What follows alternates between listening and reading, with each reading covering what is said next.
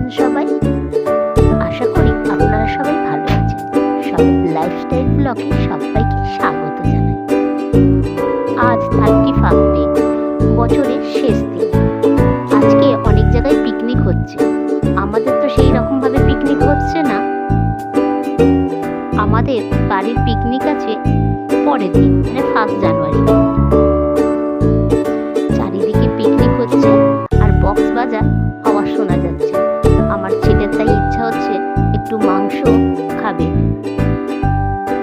ওর বাবাকে ফোন করে বলি মাংস কিনে পাঠিয়ে দাও। তাই ওর বাবা একটু মাংস কিনে পাঠিয়ে দিয়েছে।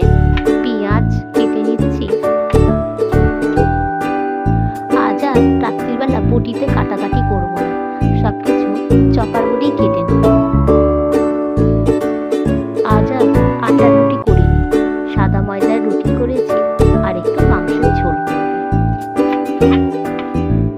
শিবজনকে বলছি কালকে ফিস্ট হবে, কালকেই মাংসটা করি।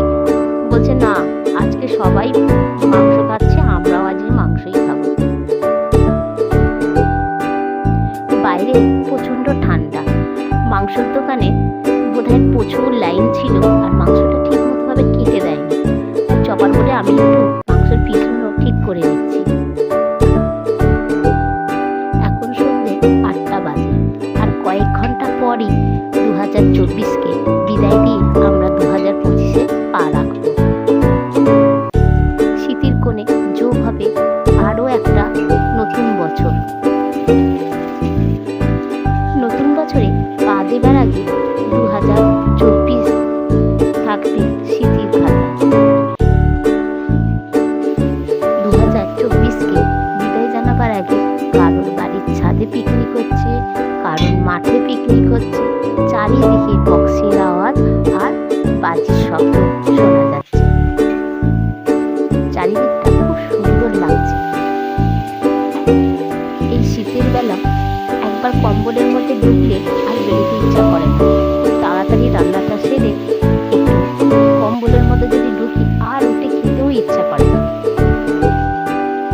কথা বলতে বলতে মশলাটা আমার কষানো হয়ে গেল। এবার আমি মাংসগুলো তুলে দিচ্ছি।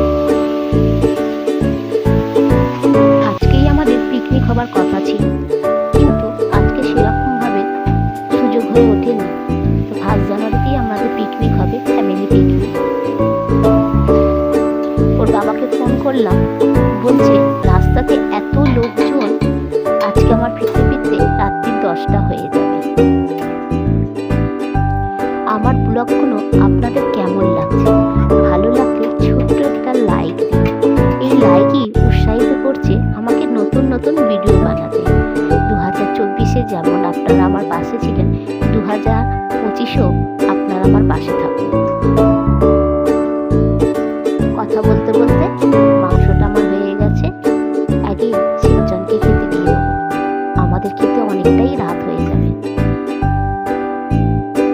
সবাই ভালো থাকবেন, সুস্থ থাকবেন। দেখা হবে নতুন একটা ভিডিওতে।